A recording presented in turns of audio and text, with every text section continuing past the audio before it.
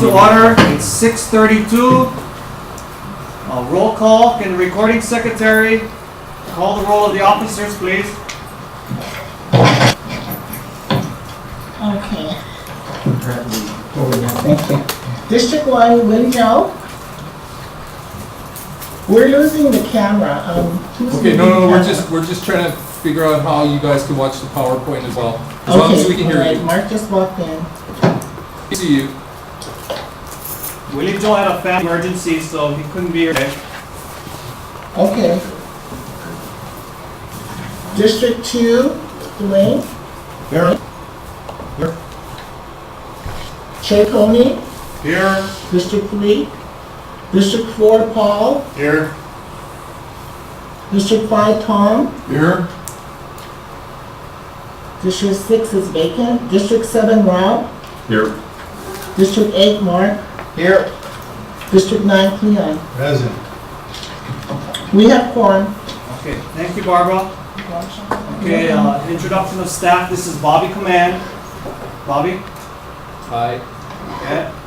We have Representative Richard Onishi here with us tonight. He's going to go first. And we have Mike Robinson from Department of Hawaiian Homes Land. He'll be after Richard. Richard has to leave early today because of another emergency. So we're going to have maybe 15 minutes, 20 minutes to go with him, and he's got to get out of here. Okay, approval of the minutes. The minutes have been read and distributed to you. Are there any corrections to the minutes? There being no corrections, do I hear a motion to approve? So moved. Approved. A second? It's moved and seconded. All in favor? Aye. Opposed? Okay, who moved? I just need the names. Aye. Ike, Yep. Yes. And who's second? second Mark. Perfect. Okay, got it. Okay, it's been moved and seconded. The ayes have it. Okay, public testimony. Please limit testimony to agenda items only. Is there anyone here from the public today that would like to say anything? Go ahead, Carrie. Thank you, Tony. My name is Carrie Marks, and I would just like to comment that I'd really like to see this stuff on the website. Approval of minutes. I don't know where to check the minutes other than to call the mayor's office, so please make sure that the website stuff gets updated when we get to that So part of Tony, the we agenda. have one gentleman here to testify on agenda item. Oh, okay. Not on a specific agenda item, just a general comment. You know what? You need, Come up here. you need to come up here by the mic, You need to slide in right here. Tell me where now, sit down. You sit down right and here. it needs to be an item on the Must be a agenda. specific agenda item, please. Otherwise, we'll take written comments and put it on the agenda for next month. Okay, it's just an introduction.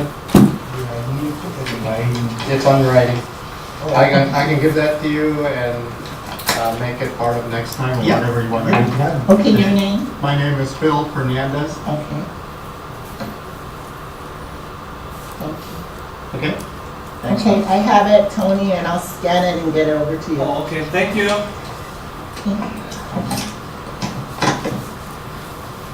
Okay, any further testimony? Okay, none. Okay, under presentation, reports, special committees, we're going to jump over to Representative Richard Onishi. He's here to just help us, I guess, with some suggestions and ideas of what we may need to do to help increase funding to the Wildlife Revolving Fund. That fund is used strictly for game and management, things of that objective is what we're looking for in that area. Habitat conservation plans, hiring a proper person to do maybe carrying capacities, whatever it may take. Okay, Richard? Anything? Okay, first of all, thank you for inviting me and to this meeting. I've been talking with a number of you guys for 6 months or so now.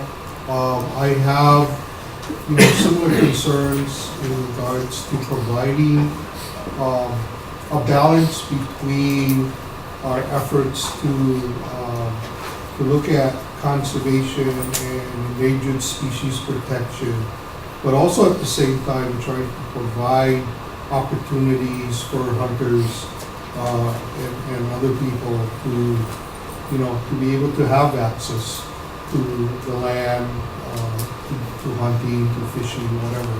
So the reason I'm here is because I want to support whatever efforts we can to help to continue to develop the plans and to provide funding so that our resources can be managed efficiently.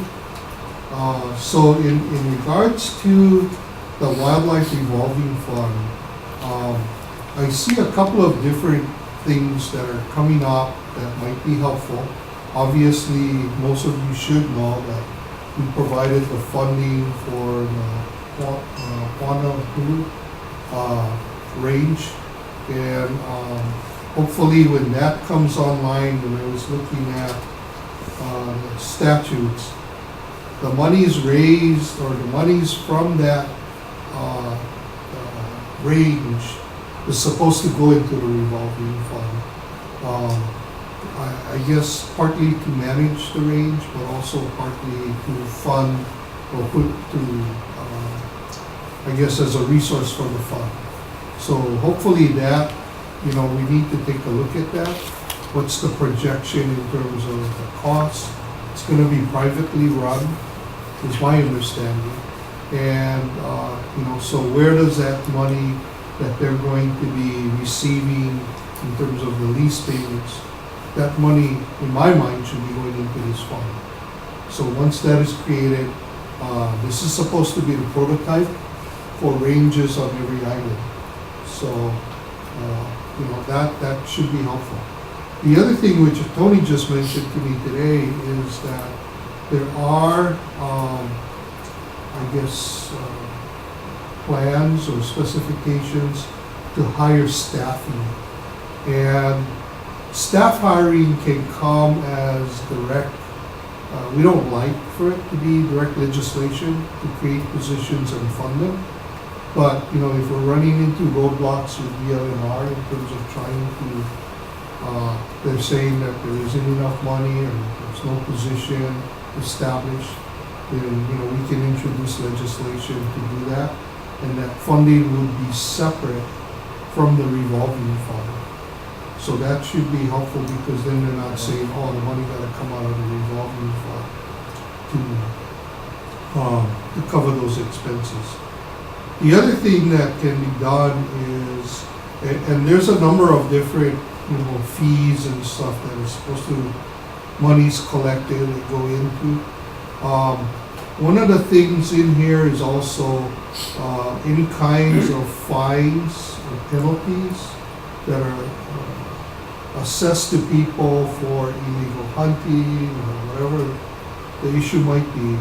Those are all supposed to go into the fund, but if we don't have enough law enforcement people, obviously you're not going to get much compliance, right? You know, supervision. So that's another issue that I think that we can look at from the legislative standpoint and try to provide for enough staffing to be able to maintain, you know, and enforce whatever laws are there, so that, you know, we're not having problems with guys doing stuff illegally. And that's another source of funding that goes into the fund. The last resort would be to establish either one-time allocations or continued allocations into the fund.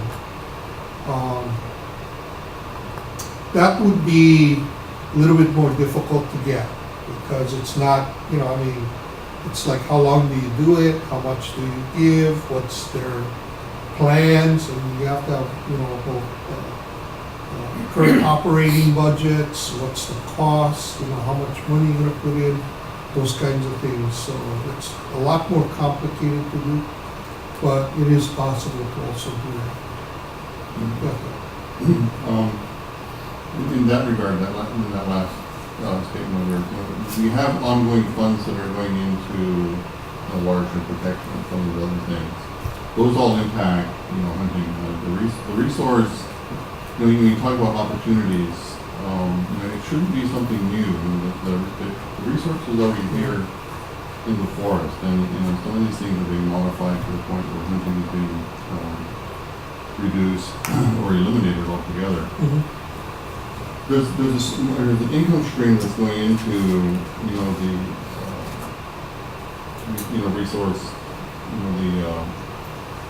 the watershed protection and what have you, MARS and other things. And the simplest way would just be to take a percentage of those funds, as an offset, because it is impacting hunting, in a very real and major way. Yeah, no, okay, so, yeah, I tried to stay away from that because, interestingly enough, this year, as hopefully most of you know, the House leadership changed. And with that leadership change, the issue of special funds came up in the Finance Committee. And the Finance Committee in this interim is meeting on a bi-monthly basis. And one of the projects is a review of special funds. And Chair Luke, during the session, made a comment in regards to stuff like the barrel tax and other monies being directed specifically to the watershed and watershed protection, reforestation projects, etc. And she said, her comment was this: if that is such an important part of what we need to be doing, then the money should be coming out of the general fund and not us establishing special funds for these so-called very important critical issues. So, that those special funds may eventually disappear, because we are taking a look at it. Why was it established? How does it get funded? Whether it should be coming out of general fund monies versus, or, it makes no sense, right? We're taking general fund monies and then we're putting it into a special fund. So, those kinds of issues are going to be addressed. The other issue when looking at special funds is we already have a special interest group that is involved with that particular special funds, and most of them are very protective. So now you coming in and say, hey, you know what, we should actually be getting 10% or 5% of the monies allocated to that special fund to do this because you affect us. Special gonna fund be a on a big- special fund, right? That's gonna be a big battle to fight, right? And I don't know if you wanna get into that battle versus us looking at other ways to generate revenue. I think, if you're not threatening them, there's no reason for them to come out against you guys, right? But, that's just my thoughts in terms of up there at the legislature. So, again, those are some ideas. Again, more than happy to work with you guys. There are some plans, right, that we have that are being developed or have been developed that need approval. And the implementation of those plans obviously require funding. And so we can tie funding to implementation, right? And I think that makes a lot of sense, especially if the fund's not capable of, funding those, implementation of those plans. So what do we need to do to prepare our help then? Okay. First of all, what on the ground now, like what Yeah. we need to prepare for this next? Okay, so for the next session, what we need to do is to begin to identify these plans, what's being developed, what kind of funding, if there's any kind of budgeting that's being established for implementation, and then look at what are the sources of what are the sources of funds that are supposed to be implementing these plans or projects. And then if there is lack of funds, then come in with the introduction of bills to help fund those either plans or projects. So, you know, I think, you know, the more information you can help provide me on what's happening down the road, you know, the easier it is to begin to look at and discuss with DLNR or whatever, what their, you know, what their intention is, how we're gonna proceed. But, you know, and we talked, I think, at the last time when I met with you guys, so some of the hunters, about the approval, process. And that's something that we really need to begin to address. It shouldn't be taking decades to get stuff approved. Exactly. I have another question if nobody else has. There was a couple of things that was mentioned by Roger Emoto recently about an assessment that was going to be done in the forest here at Big Mountain. And he was looking at hiring somebody from the University of Hawaii to do this assessment. And some of us have reservations about that. You know, just wildlife should be, you know, assessed by wildlife biologists and things like this, not some guy who's an academic, but no offense to the academics that are here. But so that was one question that we had. The other one, too, along those similar lines, was the Chapter 122, the game animal plan, has two sections in there that concern us. And it hasn't been implemented yet, we don't think. We don't know, can't get an answer whether it's been actually signed by the governor or not, but we don't think it has been. But one of them is that it provides for aerial eradication or aerial shooting in Chapter 122, and to date, that's illegal. I mean, the state says HRS 263 as we talked about before, doesn't permit it. So, since it hasn't been implemented, can the legislature, I know this is an HAR, but can the legislature override an administrative rule or influence an administrative rule? Yeah, definitely. Okay. I mean, the legislature writes, I mean, well, you know, we pass laws, and laws supersedes, you know, rules, procedures, whatever, any, you know, whatever the department, in some cases, county ordinances. Right. You know, Okay. the one thing we don't supersede is federal laws. The, on the HR, Tony and I and several people in here have talked many times, you know, the DLNR has gotten this, you know, this habitat stamp, bird stamp, and all this other stuff to try and raise additional funds, rather than just saying, you know, the license is gonna be $25. And some of us, and I don't know how others feel, but I personally feel that we should just raise the hunting fees, you know, to improve, you know, so that we don't rely on any federal money, because federal money's put a kibosh on anything to do with game management. We cannot, you know, do anything that will improve or increase game mammal populations or enhance game mammal populations in any way, shape, or form. And we even had a gentleman that tried to accommodate trees on the mountain, got in trouble for trying to do something to save the trees, but allowed animals to come and drink water. You know, there's some pretty crazy stuff going on there because of these rules. And the state is not bound by that. If you have your own money, you can do whatever you want on your own land. And it would help us with critical habitat. It would help us having our own money where we don't rely on federal funds. Would help us in many, many ways as far as some of these other. Well, I think the issue on the fees, it's dependent upon where the hunters are gonna be at, you know? The screening if- probably at first, but.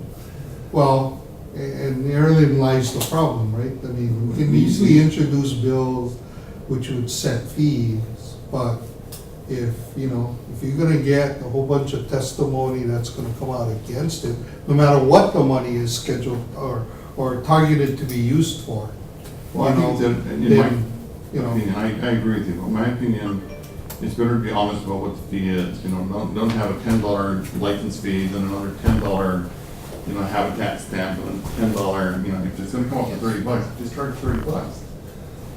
right, no, I mean, I agree with you, but, you know, again, you guys gotta get all on the same page, right? I Well, mean, no, if the hunters Absolutely. support it, you know, I don't think there's any problems with trying to get it through, but, I you think know. historically, hunters would support an increase, you know, I'm just speaking from my experience. That they would support an increase, but they would like to be assured that those monies go into game management. Because I think, and I speak now from experience on this, because I used to do volunteer work in Duke here, and I did that for 20+ years. Mhm. We go to the field and we get this complaint. Well, we pay our license, but we don't see any money going into management. And so there is a skepticism about increasing license. No, yeah, and I understand, and basically the licensing fees are supposed to go into the revolving fund. Right. Now, how the fund is being used Yeah, there you go. and who determines how the funds are being used Yeah. is again, and, you know, early on, I talked to Tony and said, hey, you know what, do we need a state, you know, board to oversee, well, I mean, this is state money, right? It's not the county's money. So, yeah, you guys can make recommendations, but ultimately, there's someone at the state level that's gonna determine how this money's spent. And so, do we need to establish a board at that level to provide guidance and input to whoever's making the decisions on how that money is supposed to be spent? You know, personally, I'm willing to say, you have an executive branch of government and you have administrative offices, and you know, they should be responsible enough to carry out the purposes, you know? And Yeah, And so I'm very, but I'm a retired state bureaucrat, so, you know, I feel that way. But I think there's a lot of guys that would say, you know, our experience is that you can't trust them. But well, on the other hand, if you set up a commission, you just set up a whole nother tier of bureaucracy and all of that. it is, but at least those people come from your ranks. It's not politicians or appointees that, you know, I mean, you get somebody who doesn't care, they don't care. There's nothing you can do about it, right? And So- the same that we talk about hunting licenses, I think that there would be a lot of amenability over maybe fishing licenses if those fishing license fees were put back into the Right, management. I know, I understand, yeah, it does make sense. And Richard is gonna have to Yeah, go. I'm He's I'm gotta really open up sorry, the ONG. and I definitely, you know, be willing to come back again, you know, but again, I apologize, this was unexpected. I intended to spend the whole evening with you guys, but, We're gonna miss you. yeah, sorry.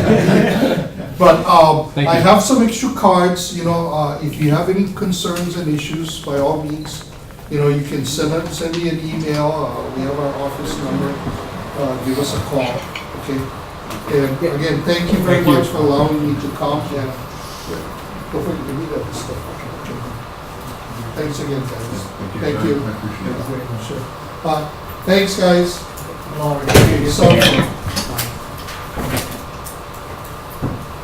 Okay, let's go to Gorse Control with Mike Robinson from Department of Wine Homes Land. Thank you, Mike. Let's see if we can get this on the screen for Kona. Aloha, thank you for having me this evening and giving me the chance to join you. Kind of a tough angle. Apologize to Kona. If you cock your head a certain way, you still won't see it. A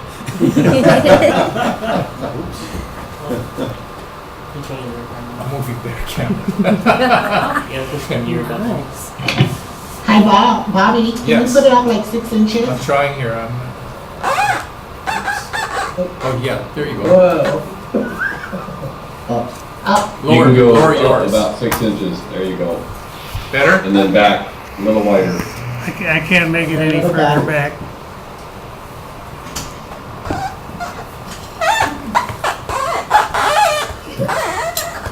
This way, adjust some pop. All right, there you go. Oh, you had it. Never mind. Oh, yeah. Good enough. Okay. It's Okay, pretty good. thank you. Can you live with that? Okay, we go? Okay, I'm with the Department of Wine Homelands, Land Management Division, and I work on the forestry and natural resource projects for the department. I'm based here in Hilo, the only employee of Excuse me, LNG. Mike, could It's not on you a speak into the mic, please? You bet. Thank you. Is there one? Oh, yeah. Oh, there. Oh, I'm trampling it, that's why, with my projector. Can you hear me okay? Yes, Much thank better. you. Okay, so Land Management Division based here in Hilo, and for the last decade I've been primarily responsible for the east side of Mauna Kea, the area of Humuula and Pihonoa, Ahupuahas. We now call it Aina Mauna. It's 56,000 contiguous acres, representing about 25% of our trust lands. So it's a pretty significant area. I thought what I should do tonight is, as I always do, is start out with our mission statement. This is what guides me in what I do, and those of you who don't know what DHHL is, it was formed in 1920 by a federal act that said we're going to put Native Hawaiians back on the land. DHHL's mission is to manage the trust effectively, and I know there's some occasional disputes about how effective we are, but we still try. And as on the agenda tonight, we will partner with others towards developing self-sufficient and healthy communities. Aina Ho'opulapula, from the land we flourish. Those of you who are Hawaiian or know enough about Hawaiian culture know that the culture is vested in the land. Without the land, the people are not very much. So taking care of the land is foremost. This little slide here, it shows one way that the gentleman on the left can take care of himself by growing kalo and making poi out of it. And then I added this slide in tonight for the benefit of the hunting beneficiaries, because Hawaiians also believe they have to feed themselves, and the land is an opportunity to feed themselves. Okay, but I want to focus on gorse control in Humuula. This picture is about 7,000 foot elevation on Mauna Keanakola Road. The correct name is Keanakola Road. It becomes Mauna Road on the Waimea side, from Keanakola to Waimea. On our side, Saddle Road to Keanakola is Keanakola Road. You can see the large koa tree. This is probably about a 50-foot, 60-foot tall koa tree. You can see another one back here. You can see the bones here. The rest of this is gorse, an ocean of gorse. This picture was taken in 2005, so gorse is not a new situation on the mountain, which I'll get into shortly. So how difficult is DHHL's problem, and perhaps the state, because the gorse is on other people's lands, including DLNR? Well, once gorse becomes established, it's very difficult to eradicate. These are all quotes from around the world. Destruction of existing gorse plants is only the start of achieving long-term eradication, and eradication of gorse with a single herbicide application is difficult. I would suggest it's impossible. And typically, with today's chemicals, that is, or herbicides, and typically it takes several applications to get an infestation under control. The problem with gorse, the seeds can live 50 to 70 years in the soil. If I had to invent a weed, I would invent gorse. But I would add to it I would take away its only Achilles heel, which is shade, and I'll get into that as well. But basically, if there's a change in management during a 50 to 70 year period, gorse will quickly reestablish itself. And I'm going to get into a brief history, and you'll understand exactly what I'm talking about. Short-term tools and solutions such as clearing, grazing, and burning help contain and control gorse, but have proven unreliable over many decades. These solutions are fairly ineffective in the long term, meaning 50 to 70 years. However, dense shade relies on natural forces to weaken and subdue gorse in the long term. In essence, we have nature fighting nature. So a lot of my conversation tonight with you will be about shading. Okay, there's a lot of misconceptions about gorse. Everybody thinks it just came here in the 60s when the sheep were removed. No. Gorse is native to the British Isles and Western Europe. It's a pre-barbed wire plant. The English settlers who settled South Africa, Australia, New Zealand took this plant with them because they used it to control their livestock. Gorse has become a noxious weed throughout the world and is ideally suited for high elevation temperate climates like Humu'ula and east side of Mauna Kea. The very first record I could find was in January 5th, 1891. A gentleman named August Hanneberg was the manager of the sheep station. And he kept a daily journal, and in his journal he talked about sending his worker Kramer to Pu'uo, the old Doc Stanley place, ranch, to kill that Australian weed, gorse. And of course that weed was identified by other settlers in that area in the early 1890s. So we think that it was accidentally introduced from sheep being brought in from New Zealand or Australia for the sheep industry up there. It could have come in and feed, we don't know. But we do know that one plant started the whole problem. Hanneberg knew what gorse was, being German, and so he tried to eradicate it, but to no avail. The next one was Willie Canijo, a lifetime employee of Parker Ranch, reported seeing gorse in Lauma'aia 2, which is above Pu'uo, meaning it had to move uphill, probably transported by animals, very likely transported by animals in 1909. But again, nobody knew what they were dealing with. Plants were extremely sparse. No effort was made to destroy them.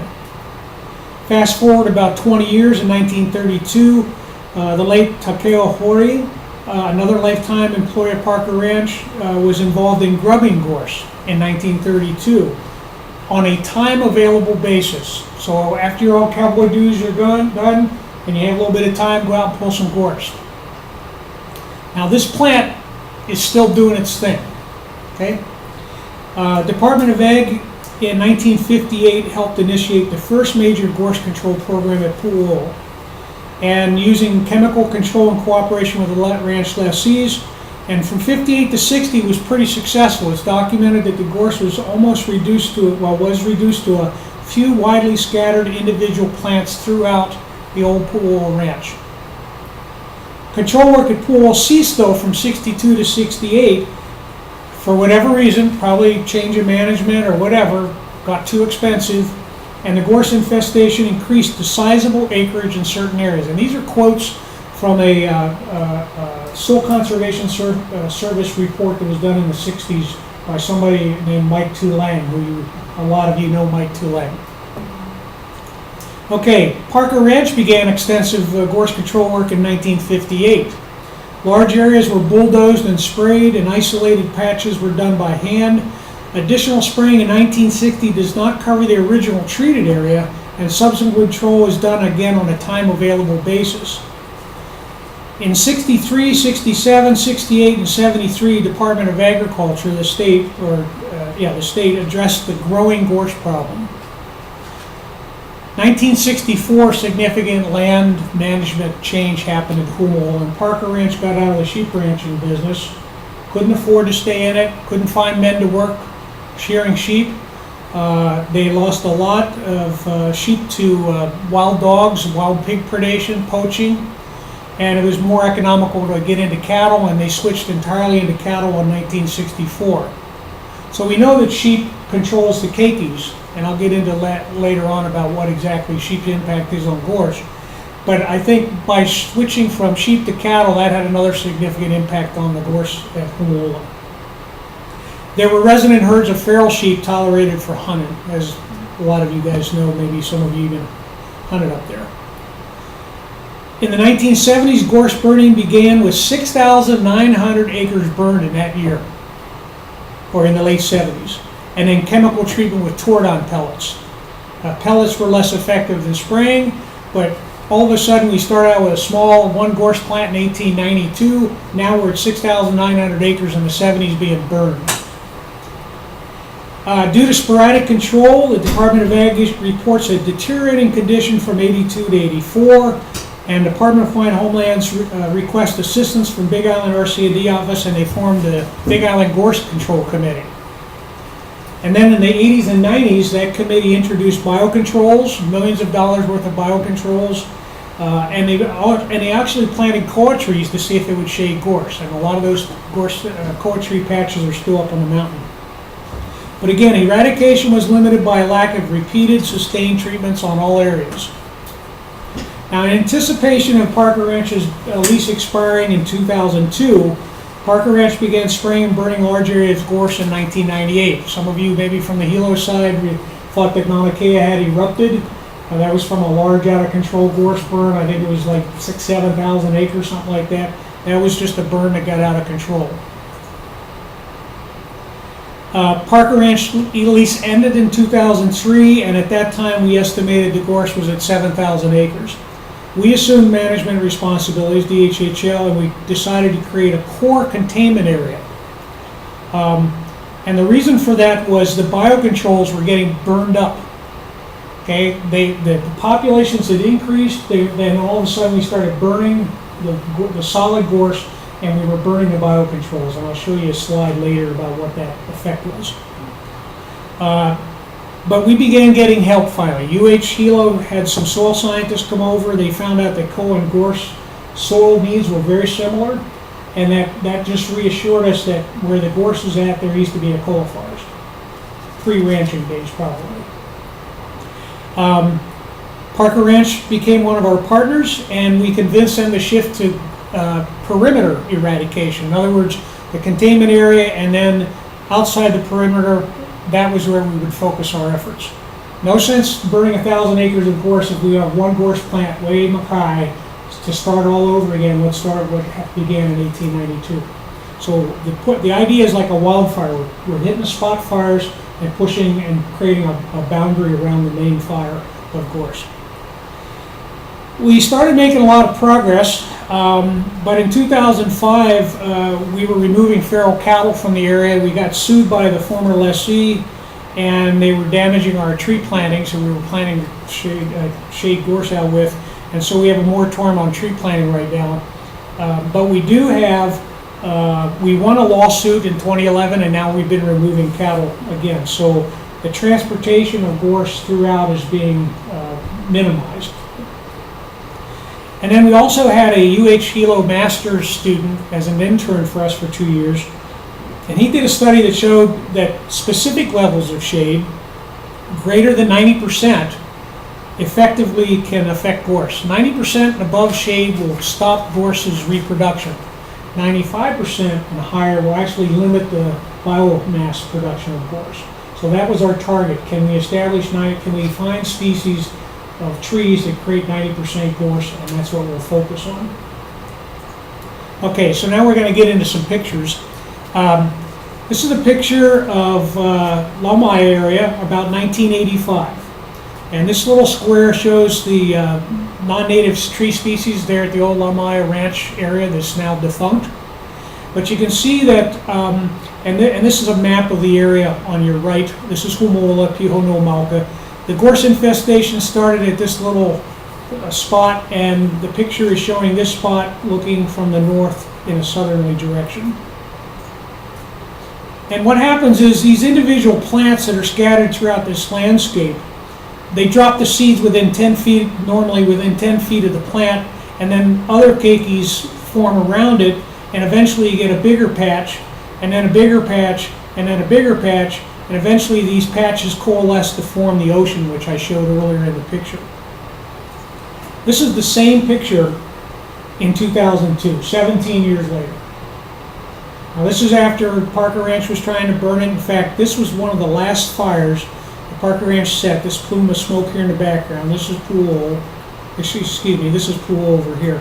This square shows the same trees right there at that little thing and right there. So you get an idea. And this is Keanakola Road. You can see it on this picture too, barely. So in 17 years, you can see this spreading of gorse turns into almost solid cover. You can also see what happens when you burn it and you don't treat it. It sprouts from the base. It just continues to come back because gorse loves this kind of situation, loves disturbance. This is an updated picture in 2008. And you can see this is the containment area, so we haven't done anything in this area. We're letting the biocontrols do its thing.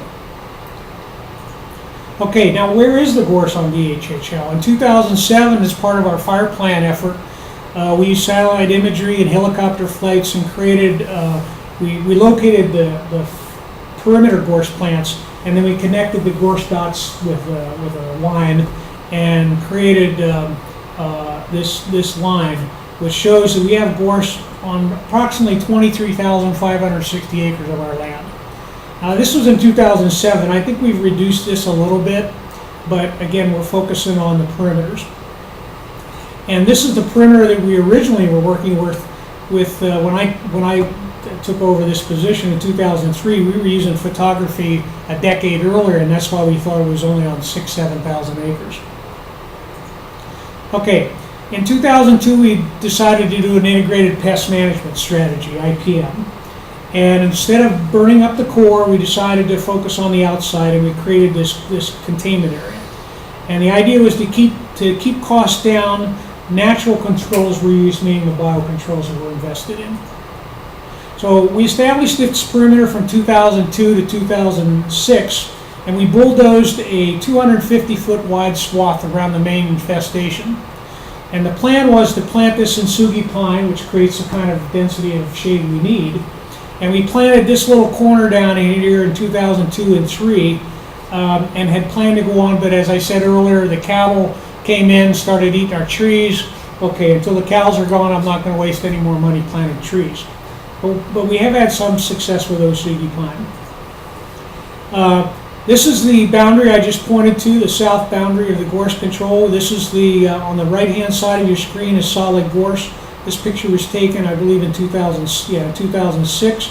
But you can see scattered gorse on the outside, which is where our focus is now. We created this as a buffer, and then we planted Sugi pine trees in here. And this is just a quick shot I put in today from a helicopter. It's hard to get the helicopter to do exactly the same photo point 6 years later.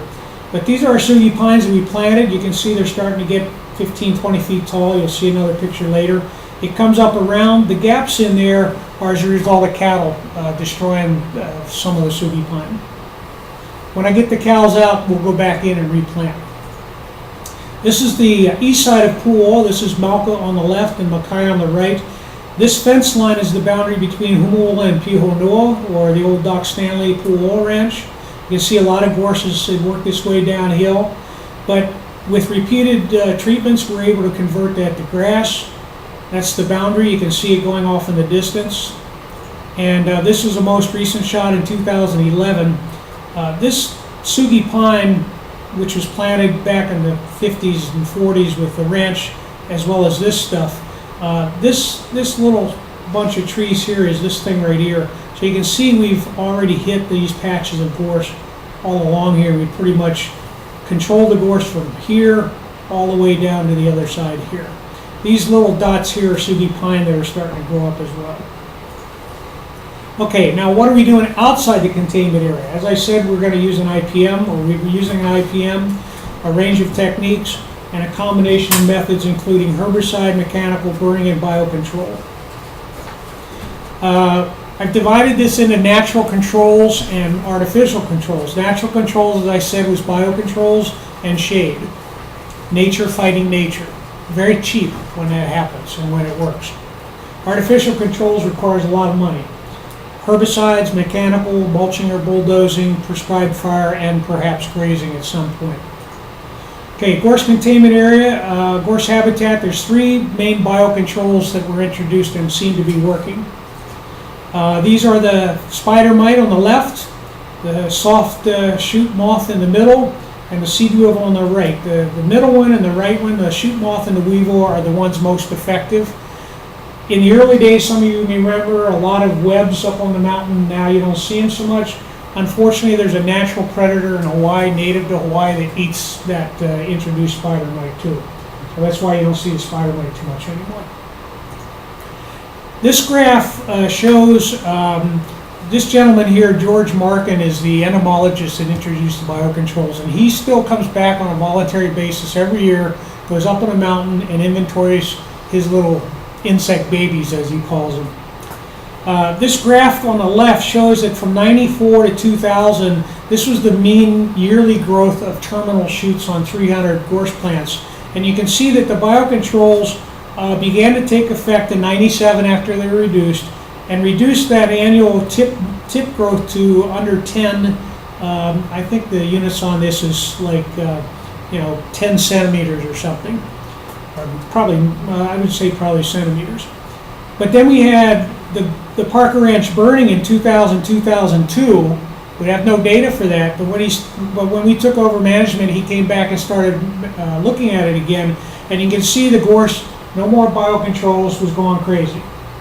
But over the last decade, with having this core area of biocontrols coming back, we're almost down to the pre-burn and days of those biocontrolled effort. So we anticipate this to continue to fall off. Okay, now, shade. Effective shade needs to be taller than gorse. Obviously, gorse grows fast, it grows tall, 18 feet tall.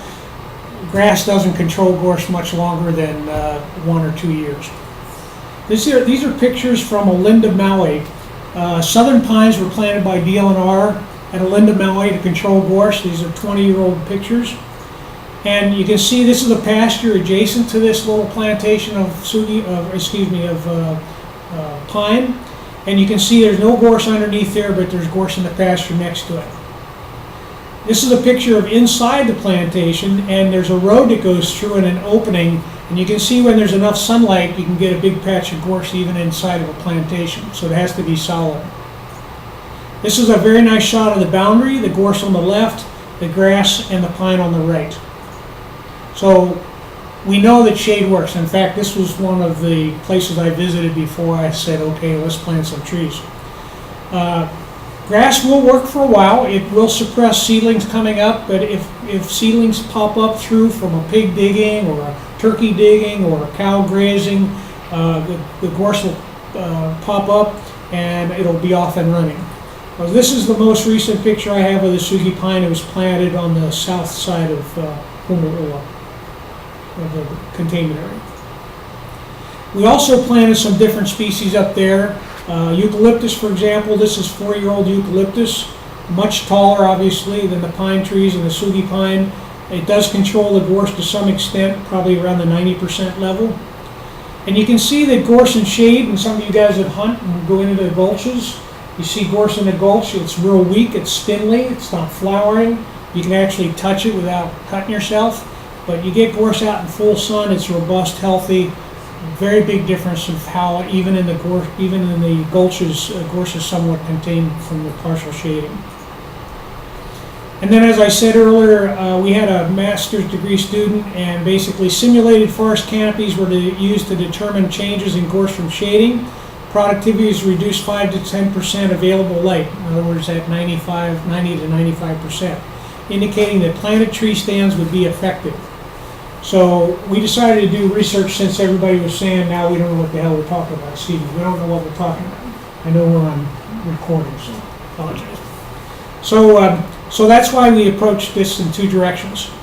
We also asked him, okay, what kind of forest will give us this shade? And he went around and took shade readings in young koa, mature koa, mature ohia, eucalyptus, Sugi pine, and that's how he said, okay, we need this level of shade, and this is the kind of forest that will give us that level of shade. Okay, we're also doing a lot of herbicide. We found that helicopter use is much more efficient and cost effective. We do boom spraying and nozzle or ball spraying for the individual plants, smaller groups, and we have solid gorse. We use helicopters with boom spraying. When we have trees in and amongst or non-target species, such as other plants, then we have to be a little more expensive. We use ground crews.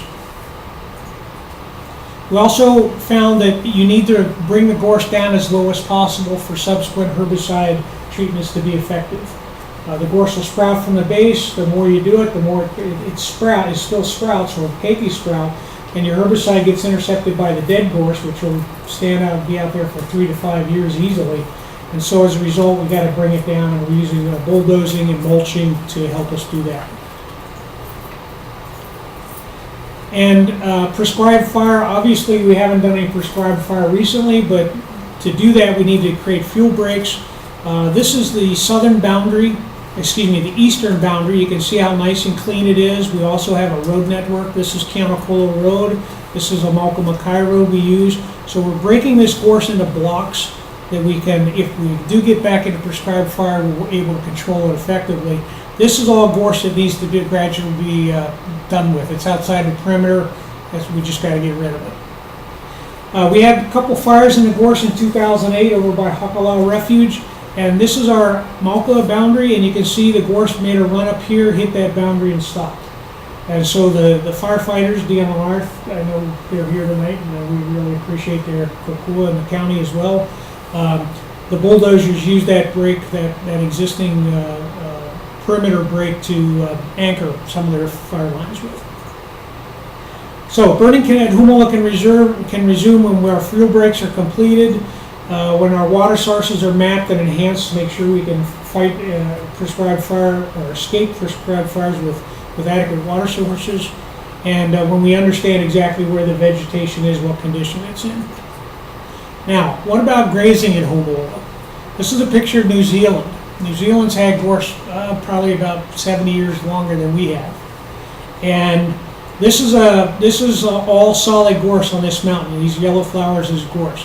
This is, as you may know, sheep ranching is the primary use of agricultural land in New Zealand. This is some farmer's sheep ranch, and you can see that the sheep kind of control it. But these little plants, these little things, are gorse plants. Okay. And if you zoom in on it, you can see what the sheep do. They graze it. But once the gorse gets taller than a sheep, they can't do much about it. And there's a couple of little yellow flowers right there where I'm pointing with my arrow, and that means seeds being deposited every year. So the clock is not stopped. The 50 to 70 year clock is not stopped in this situation. As soon as that person, and this is gorse back here as well, as soon as that sheep rancher decides to convert from sheep to cattle, the gorse is off and running. Same thing we had up at Humala. Cattle avoid gorse regrowth. I've had people tell me cows eat gorse. I think I've seen one time when gorse was chewed on cattle. We can't be for sure. That was a 2010 drought when they had nothing else and they had already stripped all the bark off the ohia. We found one gorse plant that was actually snipped. Wasn't eaten, but it was snipped. That's how hungry they were. You can see here where they graze heavily all around, but right in the middle of that patch of grass is a gorse plant. They're not going to stick their nose in there. I've also gone to Haleakala ranches using sheep and goats, and the goats won't even stick their head in to get a fresh shoot. That means they have to go through the dense, the thick, solid gorse that I showed the picture of earlier. So animals can help, but it has to be really strategic in how they help. Now, can animals do more harm than good? And I'm threw this up here again because of the audience. Sheep and pigs nest in gorse. This is a picture I took at the extreme limits of gorse, which is about 8,000 foot on Humala. We have a resident sheep herd up there, and this is a little nest that they created. If you take a look inside there, I can't show it now, but all kinds of gorse seed and flowers on the base. The animal goes in there, lays down in it, picks it up in its wool, walks off, takes the gorse seed and throws it down wherever they go. This picture here, cattle love to hide in the gorse, and the bulls like to fight the gorse. And they can spread it though, because if you look at this close-up, all these flowering gorse, and right here on the back of this bull, all kinds of, the gorse tips tend to break off and the seed breaks off with it. This bull has seed all over its back. You get one wahine in heat and that bugger's taken off 2 miles, and a patch of gorse seed all the way along for 2 miles, and that's how it gets spread. So cattle up there are causing us a lot of problems with spreading the gorse. Now, wild animals, will animals do more harm than good when gorse is so abundant? I know we're all interested in having sheep up in the mountain again someday. Certainly they can control the keikis, but if there's no way to keep them out of the mature gorse, we may not be able to control the mature gorse. So I just lay that out there as sort of a question maybe we can have some conversation about. And if we really want to recover our lands from the gorse infestation, we need to use all the tools possible. We need to coordinate those tools for a very long time, a long-term commitment to this. That's why we have a 100-year plan, DHHL, the Environmental Legacy Plan. We have a management plan for 100 years. We have an environmental assessment for 100 years of how to do things up there. And then everybody needs to be patient for generations. This is not a problem I'm going to solve. My grandkids may solve it. Your grandkids may solve it. But it took 100 years to get it. It's going to take 100 years to get it. I thank you for your time. Oh, very good. Yeah. I have a question, Mike. Sure. If animals, the animals that are pigs a problem as well to? Pigs spread it too, and because they like, again, they need to cover it, especially in those cold temperatures. Pigs don't move as far and as fast. I'm not opposed to having pigs up there, and just because I think we can work around the pigs a little bit. You said these areas, if you can get it down, is there any way to actually get it down to ground level? Yeah, our mulching guys are actually taking it right down into the ground, a couple, 3 inches into the ground. They use rock bits, and the rock isn't necessarily a problem in most places for them. Mm-hmm. And we get a nice, good mulch that way. So when it resprouts, and it resprouts immediately because we have a heck of a seed source, it's dealing with grass gorse. And so, but the key is to come back and spray. And I found it, you notice how I converted that buffer? It's taken me about 8-9 years of solid, consistent spraying to convert that from gorse to grass. Yeah, quick question. So how much herbicides do you guys go through in a year? Ooh, good question. I would say maximum to treat about 1,400 acres, probably about 500 gallons. We're putting 10 gallons per acre is what our mix is, of which about 97% is water. So we're being very, very light with the herbicide because we understand herbicides is a big deal.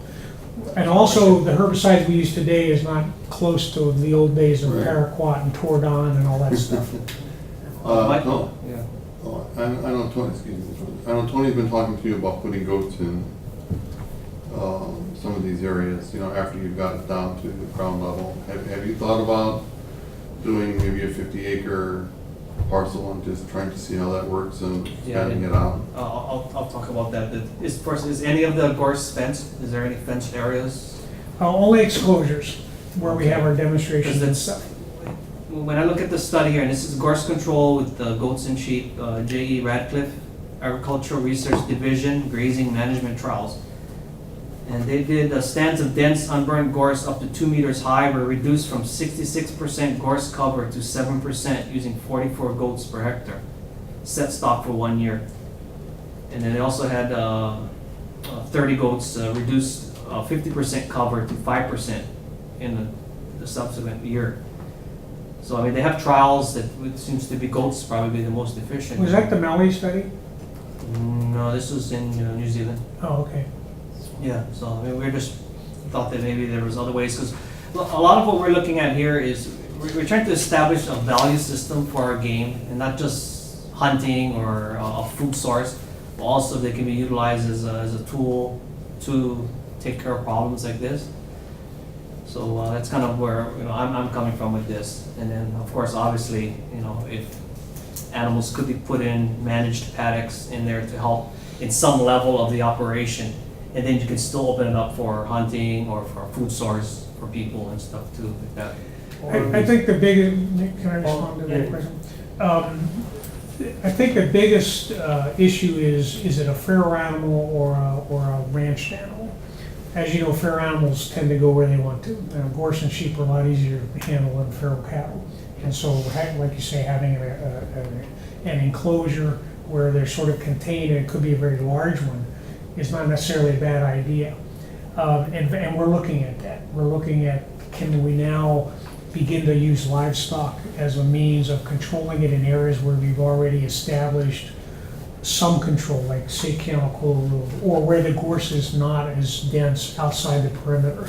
And rather than put, because the reason I asked about the Maui study, US Forest Service did a similar study. They threw a bunch of goats and 10 acres of gorse and they whacked the heck out of it, but they died in the process. So if we're talking a commercial ranching opportunity, gorse alone has high protein but will not sustain an animal. You need to supplementally feed it nutritionally. So we'd like to use livestock in a way that helps us control the gorse where it's not so bad. But as far as the dense gorse and special areas where we want to create trees and stuff, as you know, you put goats in with Maisugi pine, they're going to be worse than a cattle. You put goats in with Maikoa, it's going to be worse than or as bad as the cattle. So it's a matter of where we do it and at what point we do it. But I agree with you, the time is now to start exploring that. And obviously our sheep management project is the foot in the door to see if we can make it happen. And that's one strategy we'll learn from, which hopefully can expand into gorse control someday. Okay, I just wanted to add to some of what was being discussed here. I think there's a real good opportunity for some synergy between different things. Because just speaking from my IT background, you cannot depend on just one tool. You gotta have redundancy. You gotta have backups. So I know you mentioned it in your slide. Multiple tools in your arsenal that you guys are going to use to control this. So I think it's a big thing that maybe you can bring in some biological controls other than insects. We're talking sheep and goats. Move them out of that area. Be able to start planting in some trees. Put in some kind of barriers for those trees just in case you have to bring back the animals. Instead of having to use pesticides all the time. Maybe just at that point, and it's probably all been discussed before. This is probably you've heard this before, but then just spot treat at that point with herbicides. So I think it's a good opportunity. I would love to stop spending money on gorse control. What's your annual investment or your annual output? That varies. They give me, I think the low has been 225,000. The high has been 300. To manage 20,000. That's to manage the whole 56,000 acres. That includes everything, not just gorse control. But so we don't. If you compare our budget with DLNR, Kamehameha Schools, U.S. Fish and Wildlife Service National Park, we're like 2 cents an acre, and these guys are spending $10 an acre. Again, our mission is to put homesteaders on the land, and for the last decade, Hawaiian Homes has expanded their land management to let's take care of our natural resources as well, which is a very culturally appropriate thing to do. But it's not a traditional, not a historic thing, I should say, since DHHL has been established. So letting our beneficiaries know that there's this big chunk of land up there that needs some management, that was under Parker Ranch management for 100 years, Parker Ranch 1902 to 2002. There's some issues we have to deal with. So, and of course, as you may know, we've got a lot of people on a wait list for their homes, their homesteads. So when we tell them, they don't know, you have a choice of spending money on my homestead versus, gorse eradication on a different island. Sometimes it's hard to make that connection. So I feel, I am pleased that DHHL has given the support to this project as they have. They've been very, very supportive, but the money's not quite there yet. So one of the things we're trying to do is create income above and beyond the homesteading monies. Like you say, maybe a goat operation, sheep operation, some self-funding thing to help pay for those eradication efforts, gorse eradication. Does gorse burn well? Hmm? Well, it burns great. What could you use as a fuel? There has been, we gave one of our beneficiaries a 1,000-acre lease in 2006. I think the issue is harvesting it. I watched him try and harvest it.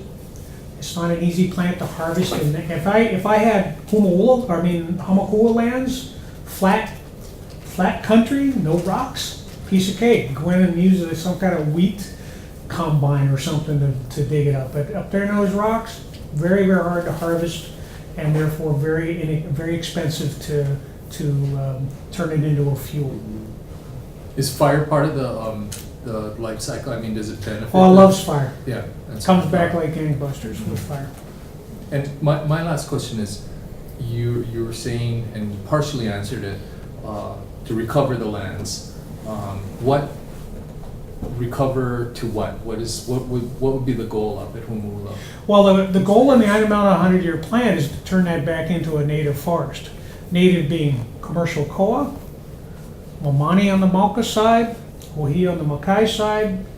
We estimate that 22,000 acres of that land used to be koa, just on where you see the bones. In fact, I don't have a picture of it, but you see the gorse that was burned, and there's koa trees finally popping up because the cows can't get at them anymore. It could be a tricky place to get rid of the gorse and keep those koa trees that are coming back naturally.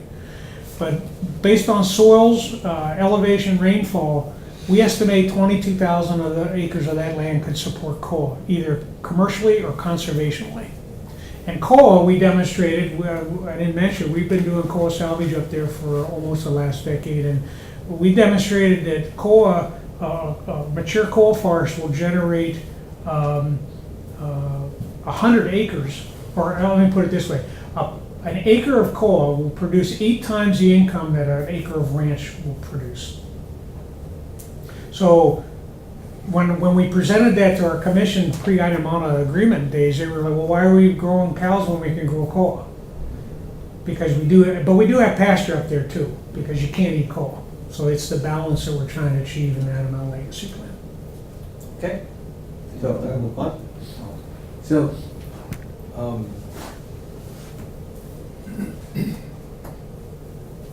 is DHHL going to be serious about reintroducing, say, mammals as a control, a biocontrol thing?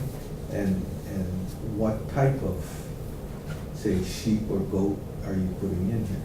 Or do you anticipate? I can't speak for the decision makers of the trust. That's what the commission's role is. The Hawaiian Homes Commission makes the decisions. Well, I think it's a viable option, but all I've done is talk about it. I haven't presented anything to them. We haven't vetted it with the community. So all I can give you is my personal opinion, which I think there's a role to play in any kind of tool that doesn't create more problems. It solves problems. We don't want to create more problems, we want to solve problems. Okay, the reason I asked that question is because as you went through your presentation, you said that at some location, sheep were tried or goats were tried, and that they died. That was in Maui, yeah. In Maui. What kind of goats were they? I really don't know. It was I think a 2-3 year project done in the 80s, I believe, maybe early 90s. May have been in the Olinda area. U.S. Forest Service did the research. I don't think it was ever published, but I remember talking to the guy that did the research. They were in Oahu in those days. Gene Conrad, I think, was involved with it. And I remember him saying, oh yeah, the goats did a great job. Unfortunately, it didn't live because all they had to eat was gorse. So the guy's name is Gene Conrad, but he's long retired. I think he still lives here, but long retired. I would suggest Tony's research from New Zealand may have more reality checks than that Maui study. Tony, they use sheep though, right? Goats is more effective. No, but that study was on with sheep or goats? Goat and sheep, and they have the percentage and all that, but the greater percentage is a goat. Okay. Goats is much more effective, So up to 2 meters high. can you email me there? Sure. Thanks. So we were looking at, possibly in the future, I mean, if something could be kickstarted to look into, doing a test project or something, would that be something possible? Or is Hawaiian Homes Land pretty much their own thing? I mean, could this something we could work with DLNR and private or anything like that to maybe try to do some kind of test? Well, right now, again, what I would want to do is delineate an area where I think it would be safe to put in a test. I would lean more towards sheep than goats, because we don't have any goats on that side of the mountain. We have plenty of goats in Kauai High to deal with. And it's not being dealt with. So I would hate to replicate Kauai High in an area that doesn't have goats. I think sheep could be just as effective. Again, I know I'm saying let's use all the tools, and that's one tool I'm saying maybe we don't want to use, you know? So I personally would have to think about that. But obviously, if somebody came in and said, no, we've got an even better idea, you know, and in the context of vetting it with our beneficiaries, which we do officially through our consultations process, and they were able to convince the commission that no, goats are a viable solution too, let's try it. And the commission says, let's do it. You guys, I got a question over here. This is Rob White in Kona. First of all, the camera, we can't see you guys, but that's not a huge deal. To avoid creating a possible problem down the road as well, I have a question pertaining to the animals that would potentially be eating the gorse.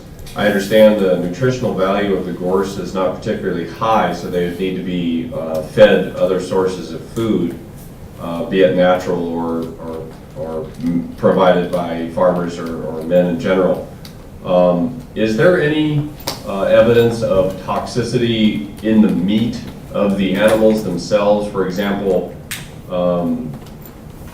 would a person get ill in any way, shape, or form if they were to eat an animal that was feeding on gorse a lot? You know, I don't know that as a fact, but I would guess probably not, because New Zealand has a lot of gorse and a lot of sheep. And as I showed, I don't know if you saw that picture of the gorse in the sheep pasture.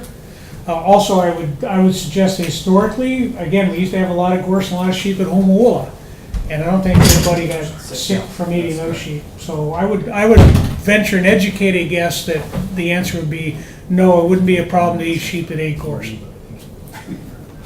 All right, Mike, thank you. Okay. All right, we're gonna move on here. We have a few more things to cover. Thank you. You bet. You had a point. You can hang out, Mike, or you can go if you want, or whatever. I'll pack up and Okay. see where we're thinking. All right, next was, Bob was gonna give us an update on the formal letter to Chair Isla.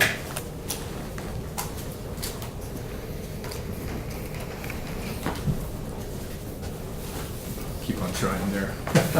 I think you're supposed to point it at that thing here. Are we on mute? I think they're on mute. We're good. Did you put them on mute? They're on Far mute. is on mute. We're not on mute. Can you hear us? Yes. A bit Yes. more. Keep going. Okay, we can hear you. Now we can see Tony, okay. There you go. Finally.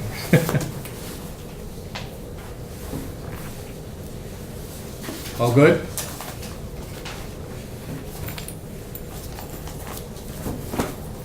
Can you hear us? Can you guys hear us? Yes. Okay. Yeah, you can hear you and see you. Thank you. You can go back on mute then. Okay. All right, so anyway, the letter was sent out it was sent out last week. However, I did talk to Chairman Isla personally.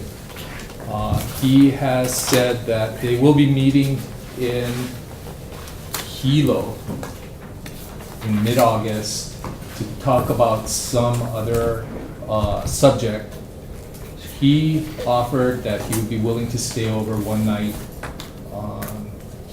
prior to the meeting or after.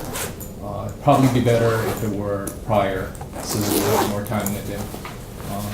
And so I am still waiting on the county to tell him what day they want to meet on. So that would be the day, sometime in mid-August, and we would have him right here. Okay, and then we would have to do a special meeting at that point, or how would we arrange for all that if you want to meet with the commission? Just to call a meeting, and we need to have at least, what is it, 6 days? 6 days prior to. When you have a meeting scheduled for August 26th, you might want to consider Just move moving that. the meeting from August 26th to, I mean, you can have 2 meetings if you want. Yeah, well, because Esther was supposed to come out too. Okay, meet every day if you want, but I don't think you want to do that. So,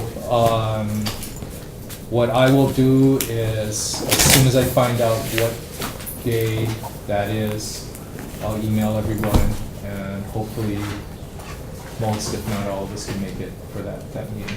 The other, We can't hear you, we hear a lot of zipping. sorry, Get that thing away from me. did you hear that? Can you hear me now? So I spoke to Chairman Isla, who said that he will be in Hilo sometime in mid-August, and he will be happy to meet with us. It would probably be better the day before. He said he'd be willing to stay over one night, and so in order for us to have optimum time with him, it would probably be better if we met with him the night before he has the meeting with the county regarding other things. So if that's okay with you and you? Bobby, Yes. this is Cleon. Is the Puna room gonna be big enough? The Puna conference room gonna be big enough? I don't know. Not for that meeting. Probably. Okay, so, well, and then, you might wanna consider, what you think that meeting is gonna be about, you know? Are you gonna open that up to the public? Nope, that's why it has to be an official meeting, Okay. and we have those three or four basic questions that we want Right. answers to. Okay. That's why we wanted to have this ahead of time, so that he will be he comes prepared. here with the Right. answers, not Okay, take that thing and another year goes by. and if you feel that it's necessary to get the council room, I will check. The council always has preference. If it's on a council day, we probably won't be able to get it, but any other day, I don't think we're gonna have a problem with getting it. We're talking about an evening meeting, right? We're talking about it. Yes, But it would be an evening meeting, but He's in Hilo. it's, you know, depending on the topics that they have at the council, sometimes the meetings can stretch into the evening. What about, We wanted it in Kona though. That's where we were Right. at to have Isla, was in Kona. Mhm. So would that be a problem anywhere there in Kona? No, not at all, I just need to know the date and I can secure the council chambers. So, Because the original request came from Kona. Right. Where's his, His meeting will be here in Hilo. And that's why, I mean, I can ask him, I mean, that's It not, doesn't matter, I just figured out that No. originally we wanted to have it held in Kona, but if he's gonna be here in Hilo now for something else. But I would like the guys, either us to go over there or they come over here, depending where it's at. the main thing is that we meet with him face to face. Yes. That's what you want, right? Yes. Yeah, so I think it'd probably be better to work to his schedule, but I can always ask. Okay. Sure. Just, Is that all right, guys? Not really, but, Why, why? I mean, we got this nice facility here, and we know there's gonna be a lot, I know from my district, there's, in Kona, there's gonna be a lot of eyes and ears anyway. I see. I don't know. Just one little voice. no, kicking the ear to nail him down. Okay, any more I'm discussion on sorry, that? Tony, there's a question. Didn't I hear you say it was not a public meeting, or no? No, it's gonna be one of our official meetings, so it's gonna be by the Oh. same procedures. So if anybody wants to do testimony, it has to be at that period in the beginning, not randomly people asking questions Right. and yelling and all that. that's Well, the point I is, would guess to say that it's going to be a large meeting then, Right. but that would be just me. okay. Would you prefer, would you prefer that it's in Kona? Yeah, we're going to be here in Hilo. When is his meeting in Hilo? What time is that? Is that something that's gonna Well, be during what the he said, day? well, what he said is that he'd be willing to stay over, the night before, and meet with us the night before, and then the following day he would Yeah. have his So it could meeting. be an evening meeting. Yeah, I but, think evening is better, because I'm not gonna be taken off from work. right, I don't no, know it would be if an required, evening so. meeting, but I guess the question is where. So Bobby, he may fly into Kona then and have the meeting here, spend the night, and then drive over to Hilo the next day. I can ask him. Seems to be that. Thank you. I think he was planning on flying into Hilo, but, I mean, never hurts to ask. Right, Hey, you got a tough schedule when you're a movie star. yeah. Yeah. Okay. And we have Sam Chook on this side. Okay, well, yes, I think if you anticipate in having a larger group of people, whether it's an official meeting or not, that you should go to a bigger room, yes, either conference room or Alpuni Center. yeah, Alpuni Center would be good to on this side. Thank you. Okay. There's no VCOM at Alpudi Center though, right? Not in the big Not conference that I room. know of. Yeah, so it's gotta be It's- over here. Mm. Yeah, as long as there's no council meeting, we can use the room. Okay. You don't have to. Well, have ask the- him about Kona, and then if it's just too much, then obviously here, so Okay. just see if he's willing to do that. You don't have the council schedule, do you? I'm not sure if I'm doing that, I'll check. All right, can we move to unfinished business, and then Bill? Yep. can you- Yeah. Okay, unfinished business. Let's see, this is from our previous meeting. Hawaii Administrative Rule changes to Chapter 124. In response to the public inquiry, the GMAC would like to know if the mayor would generate a letter to VLNR opposing the amendment changes to HR 124. A determination. Thank you, Tony. Thank you, Kona. Thank Good night, Mike. Determination needs to be made to address what part or parts or its entirety. We need discussion and action. Since then, a draft letter was submitted by Vice Chair Tom Lodge. So right now, does the chair hear a motion to review that draft letter, make changes if necessary, and submit to the mayor for his signature? So moved. Seconded. Okay.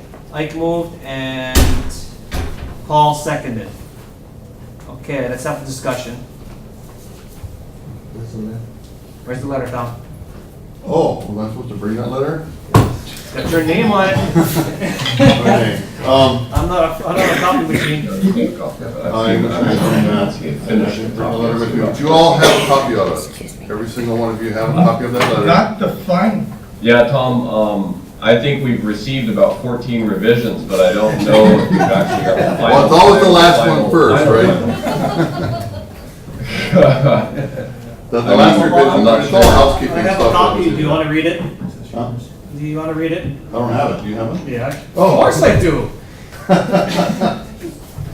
Okay, now remember, this started off, with a change to the HAR 124 initially to take the game management, or the game out of it originally.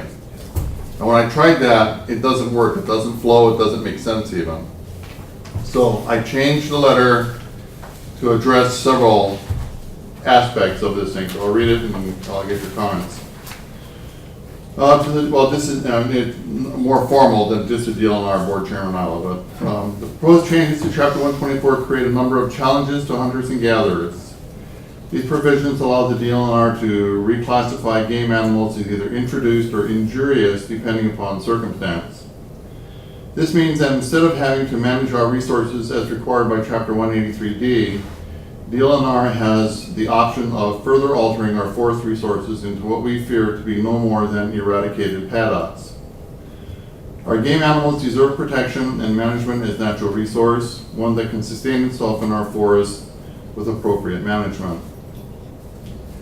The proposed changes to Chapter 124 criminalize citizens for simple traditional activities. Game animals that wander into a neighborhood cannot be returned. Pigeons raised for sport are not considered introduced wild birds and require a permit. If you take one to Molokai for a race back to Big Island, is grounds apparently for a misdemeanor worth a minimum of a $100 fine or $100. These changes are hastening an end in some instances to an almost 2,000 years of culture and traditions. DLNR has conceded to special interests rather than taking an interest in the tradition and cultures of the consumptive users of our forest lands. DLNR has again chosen to invest in itself rather than its constituencies that depend upon the thoughtful and reasoned management of our lands.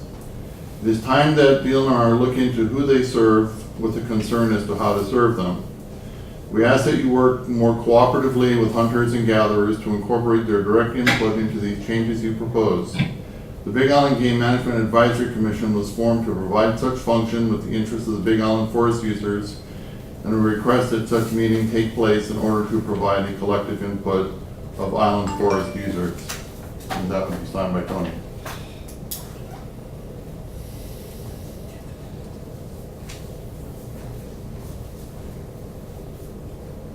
Yay, nay? Okay. Any changes? It's kind of hard when you don't have the paper in front of you, okay? Right. I feel like my third grade They're teacher. guilty as I am. Guys, that's a lot to digest at one time. Maybe, have we been emailed that? Is that the actual? You've had that for about 2 weeks now. Okay. We weren't really sure if that was gonna be the final. Well, it's So not. we just kinda waited. It's not, but you have to put something to paper, and we're supposed to be discussing it tonight to Yeah, define and it. you, Cleon, said okay, so you're out of the discussion. Yeah.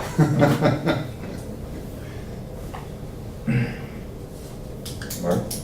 Yeah, yeah, I think you hit all the right points, Tom. I'll still bring it back to the fact that it's coming from Billy to the board. Either is he's got to ask the board to do a couple things, basically one of two things: either vote no on this because it's not right, or make a change to it, send it back for a change, right? I mean, the board's going to vote up or down on it. I don't think the board gets to sit there and go, well, you know what, I don't like this paragraph, I'm going to change it, and if we took this out, then, because I mean, I think that's not what the board gets to do. I think it comes before the board and they go, yes or no. So I think if it goes from Billy to the board, then Billy's got to be recommending a no vote for a certain number of reasons, right? And you've got the reasons in there, but what I would suggest is from Billy to the board needs to vote no on this because of X, Y, and Z, and it needs to go back for a redraft, right? So I don't know that we're getting our point there. Like, vote no, Bob Pacheco. Vote no. You shouldn't be allowed to vote. Right? So that'd be my only suggestion to it, right? Because I think that's what happens at the board meeting. They look at it and go, yay, nay, live or die. And so the only thing I would suggest is that we ask our Billy's recommendation as a result of our council is kill it. They have a Right. year invested in that, you know.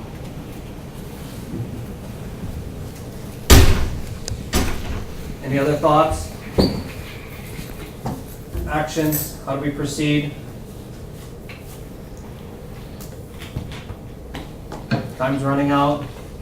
Well, I agree with Mark that there should be a closing statement there, at least some sort of closing statement, final statement saying, this GMAC is advising that you would request that it would be stayed at this moment. Just one follow-on comment.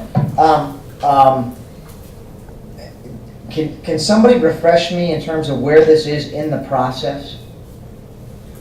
Well, it's done, but they're still working on it, they're still accepting testimony. They still are accepting testimony? I don't think so. Okay. They are? Then Billy needs to give specific testimony, yeah. Well, that's why I kind of wanted it to be an item by item letter, but I talked with you about that, Tom, and I've gone ahead and already agreed that's fine, but, I still feel it should be an itemized Well, I letter, agree, and I started off doing that, and I got voted out Yep. of that process. shouldn't have talked to Tony. Can I make a suggestion? I think we need to find out, can someone volunteer to call Laurie Goodmiller and find out where the status of this actually is at? I mean, it was my impression that, and maybe Lisa, Hathaway, may I ask you? Sure. Okay, can you give us an update Well, of where I it's would at? have to talk to Lauren and find out, but my understanding is that all the public hearings were held across the state. Then what happens is they collect all those comments and they go through all of them, assess what those comments said, then reassess what they were looking at for changes, and then that package will eventually go to the board. Now, what date is expected to be at the board, because I was out of town for 3 weeks, I'm not sure.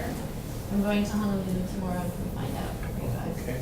He's just saying Okay. they are willing to make. All right. I suggest we get a little bit more dates on that, like, actually, because, I mean, 'Cause you- I thought it was coming up real soon too. It could be, it could already be Yeah. that it's headed for a board agenda. There's Right. a meeting, I think, on the 26th, but I'm not sure who rules. So I'll try and find that out. Okay, and Mr. Ayla sits on the board also, right? Isn't he the chairman Yes. of that board? So send me an email about, Okay. you need to ask that question. All right. Thank you. Yeah, you might want to include that on the CC, you might want to include on the CC to the board member that supposedly circles. Or is that what reported? Allegedly. What is the proper word? Yeah. No, that's me, my mom was an English teacher. Yeah, okay. So what are we gonna do then? Are we gonna hear from you? I think we need to pull that motion, somebody, and then try to get a little more information on this. So Because I don't think we can send it off the way it is from Mark's comment and to actually find out what stage the process is in. So we can table this. That's what you want? So do we table it or Huh? You can table it and push it through the way it is. Yeah, I was trying to pull the document that they provided the public. At the last testimony, I requested a 90-day extension for testimony, but I think they'll take testimony all the way up until they decide pretty much. But the paperwork said that they would make a decision at the next board meeting. Even though at the Kona meeting that was in March, they had a Kona meeting, somebody asked how long it would take. It was told that it would be about a year and a half. But if you actually read the paperwork, it says that they would make a decision after the public hearings are all done at the next board meeting. It could be the very next board meeting they could make a decision on this. Okay. I just wanted to throw that in, so in case you. Oh, okay, Wanna John, thank you. postpone? I still go back to, I like what Tom is trying to say here, but it goes back to what Mark said. If I read this, if I was gonna walk into a board with this and read this, I don't really see what action do you want me to do? Right? I mean, is that what you're trying to say, Mark? When you read this? Yeah. Well, what am I gonna tell the guys? We're gonna sit in the board and we're gonna look at this and say, well, we've got axis deer to worry about, we've got Christmas tree insects, and that's their side coming to what it means to them. But to us, we see our game mammals as being part of this. And how do we delineate between those two? Well, I think the action we're asking for is to have our committee or our group to actually sit down with them and discuss this with them one-on-one. That's what that last paragraph said. Yeah. That was what I'm saying. So you're asking them to actually postpone any decision and talk to the users, talk to us? Or- They really have a. Yeah. But I think that was part of the public testimony, right? So, You know, I mean, if I recall the last paragraph in your letter, Tom, it's like, what you need to do is you need to sit down and talk to this group of guys, right? And, we might garner that kind of attention. Somehow I doubt it, right? Maybe, possibly, maybe at Billy's request, they'd meet with us, right? The board would meet with us. But my guess would be that would be probably a no-go. So my suggestion would be just short and simple, man. I mean, this is Billy Canoy is recommending a no vote based on these things, or the only way I can recommend a yes vote is if you change A, B, and C. Short, sweet, simple. We can't rewrite the whole God blessed thing. It's been on the books for a long time. There's lots of problems with it, the way it was originally written, that are carried forward in this new revision, and there's more bad stuff being added to the new revision, right? And I think the biggest issue is the fact that game mammals could fall on the list, right? And as I look at, I don't like the fact that pigeons are on it either, but I don't represent pigeon guys. I represent hunters and fishermen and gatherers, right? And I just think we should keep it short and sweet, right? That's my recommendation. The only opportunity that I see possibly is if we get this letter to him soon enough, he's gonna be here, middle of August or whatever. We're the group that we're asking to sit down with him on these issues. Possibly he might entertain that. Possible. Well, if it's in our letter to Isla, It is. right? If it's in there, then it's fair game, right? Then what I don't think we should do is when we meet with Chairman Isla is we've got 4 or 5 things we would like to discuss, and then pounce them with additional 15 or 20. That can't happen. No. That can't happen. No. And right now, the issue is a game management plan, the Pu'awa, Pu'anuhulu, habitat protection, or supposed to be conservation plans. And then the dollar contribution by Fish and Wildlife to deal in our programs, and percentage this represents to the overall budget. And then his thoughts to the impacts of priority 1 and 2 of the state's watershed plan, sustainable hunting and fishing, as well as protection of traditional cultural gathering rights. Stop. That's it. It has to be that way, because otherwise we're gonna all walk out of there with nothing answered. And that's what we want, the answers. This was the questions that were put forward by the community, and this is what we're gonna try to get answered. I mean, the only other way if we're gonna meet Isla is when he comes to that cabinet, the governor's cabinet meeting. I mean, these are kind of things, if people go to those meetings, and maybe you get a chance at the end, and you can ask some specifics or whatever, but I don't know if that's the proper place to do that either. Well, nothing gets done in a venue like that. Board meets again on the 26th. There'll probably be 2 board meetings before we meet with August him. or July 26th? July. July. There'll probably be another meeting before Could we do it we at 15? meet with him. There's no agenda yet for the 26th. Yeah. Oh, okay. So, is it proper that we table this? Yeah, I'm gonna have to do something quickly here. What you guys wanna do? You guys have to decide. I can't make that decision. I want time left where we have that one more issue we have to cover here, with animal salvage, and I need some time with that. Mark, do you get email?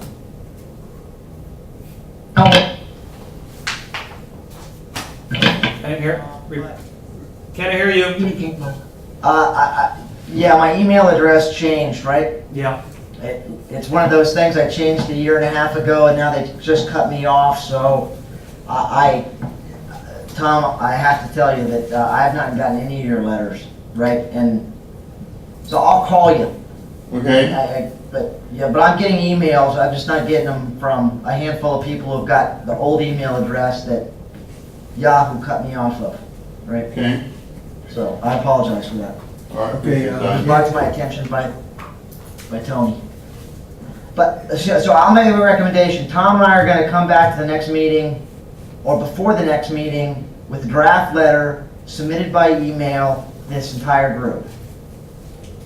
How's that? Sounds good to me. So, Let's do it this week. Yeah, Tom, I'm there. Given that, I move that we table this matter until such time as we hear from Mark and Tom. We have a And second? then at that point, Yeah, I'll second that. May I Second ask you a that. I'll question second it. about that? If we're agreeing to a letter in principle with a couple of modifications, is this something that can be modified, given to you to look at, and then submitted to the mayor before the next meeting? No. It has to be in its final version, it has to be voted on by the group prior to any dissemination or discussion. Does the group have to vote on it public. in a meeting, or can they vote on it? It has to be in a meeting, has to be agendized, has to be open to the public. So, Because the public has to have the opportunity to come in and say, yes, we support that letter, no, we don't. so let me ask this question. If this group gives Tom and I the responsibility solely to draft the letter, no matter what we write, does it have to go back before the group? Or can they say, we have enough Tom and Mark, write the letter, whatever you write, we're good with, go. We're not changing a lot, I don't believe. I guess the question I would pose is, prior to tonight's meeting, what action has been taken regarding a letter? Has the group made a determination that they want to send the letter to the mayor? I mean, what Yes. stage are we at? That was, a vote was taken on. The last meeting, we, No. No, tonight is, that's why we have, does the chair hear a motion to review the draft letter, make changes if necessary, and submit to the mayor for his signature? so changes necessary. That was the motion tonight. Last meeting was, we just wanted to talk about whether we're gonna do this, and what the language was gonna be like, Right. and that you would work on something, and then it has to be like in three, yeah? We have to talk about it, Change we if have necessary. to do it, and then the third meeting is out the door. Send it off. I don't know if we got anything done. I mean, if you wanna wait another month to do this. She can't hear anything. Oh, I don't think we want to wait another month. I but heard we're gonna have that to wait said, another month. nothing will be done, and that's true. We get so tied up with Yeah. these rules, and we can't do anything. How can we get this done tonight?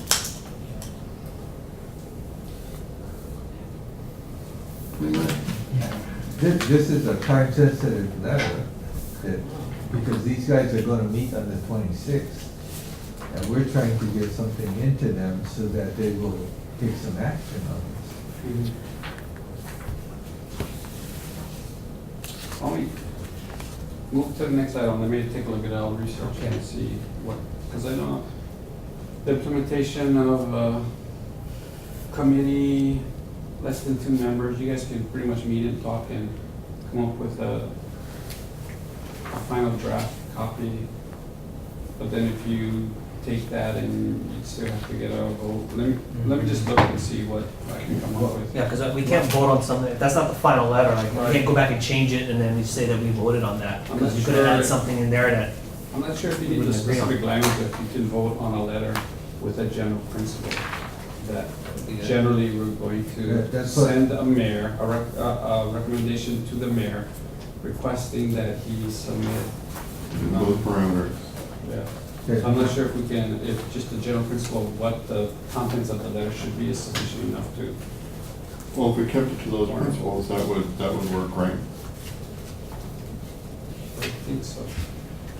But we can move on. Why don't we table this item, take the next one, and then just Okay. time. I move to table this item until we. I Oh, we move- just have to move to the back of the. oh, okay, I moved to table for now. There's a second? It would be for tonight. No. Let's just move it on the. Move to the agenda. next. Oh, yeah, Table. okay, I second that. Okay, Tom second. Okay, let's go to number 2, improve animal salvage with discussion and objectives to reduce waste. A request was made by the public to enact some form of wanton waste law. As the first step, it was determined that we should work with our county council and enact a resolution. So does the chair hear a motion to work with our county council to formulate a resolution addressing wanton waste? Anybody in Kona? Work with our county council on wanton waste. Okay. Formulate a resolution. Second. Okay, Ike second that. Okay, it's moved and seconded, the floor is open for discussion. I'm wondering how strong this resolution is gonna be when we just seen what happened with the aerial eradication. Resolution is is an no ordinance, force. this resolution is probably even less than an ordinance. Resolution is no force of law. Yeah. But with a resolution, what you can do is you can make your feelings known that, you know, they're letting these animals Yeah, it's a statement. sit out there dying in the sun and, you know, they're not being shared, it's wasting. You can try and put pressure on them, you know, from the public. This is what a resolution can do. You're not gonna be able to enforce it on somebody else's property, or it'd be very difficult to enforce on somebody else's property. But, at least a resolution gives you some moral authority to sit there and pound on the table, that's about it. Yeah, the question arose was in enforcement, because even if you went and did like an ordinance or you did something like that, how would that be enforceable and all that? And I think the premise behind doing a resolution at first was to bring awareness, and that would be like the first level, first step. And then we could go a higher up if we have to, and then keep working our way over until eventually get into a state wanton waste type of law, if we deem that it is needed at that point. Alaska has a very powerful wanton waste. I don't think we want to get that involved, but it's a Class A misdemeanor for a person who kills a big game animal or species of wild fowl to fail intentionally, knowingly, and recklessly, or with criminal negligence to salvage for human consumption the edible meat of the animal or fowl. If a person is convicted of violating this section and in the course of that violation failed to salvage from the big game animal at least the hindquarters, so they specify even the parts, the court shall impose a sentence of imprisonment of not less than 7 consecutive days and a fine of not less than $2,500. And a few other little bit things in there too.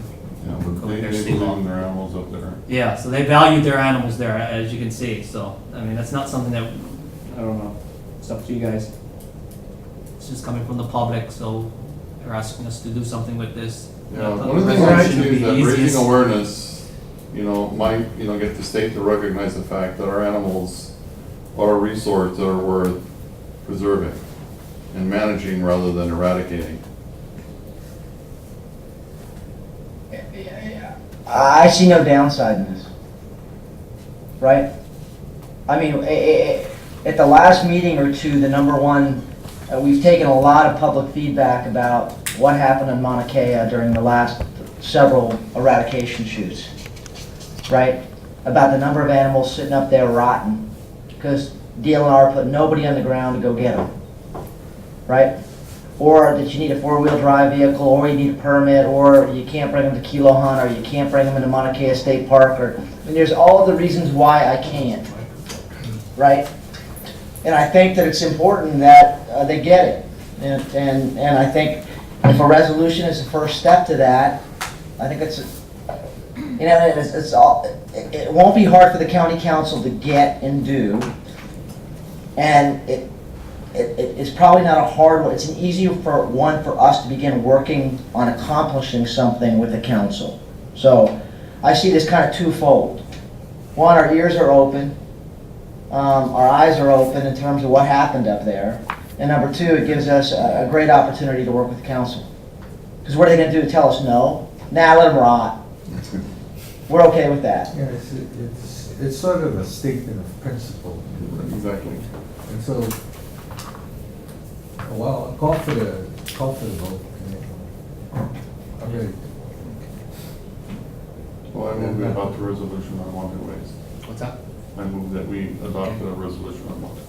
Okay, can you say it louder so Barbara can hear? Sorry. Oh, Barbara, Tom Lodge, I move that we, what was that word we used?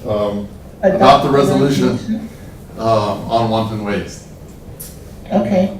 I don't think you can do that. Yeah. I don't think you have that jurisdiction. I think you can ask or request that either the mayor or the county council entertain a position that a resolution be passed regarding Montgomery Waste. Okay. Did you hear what he said, Barbara?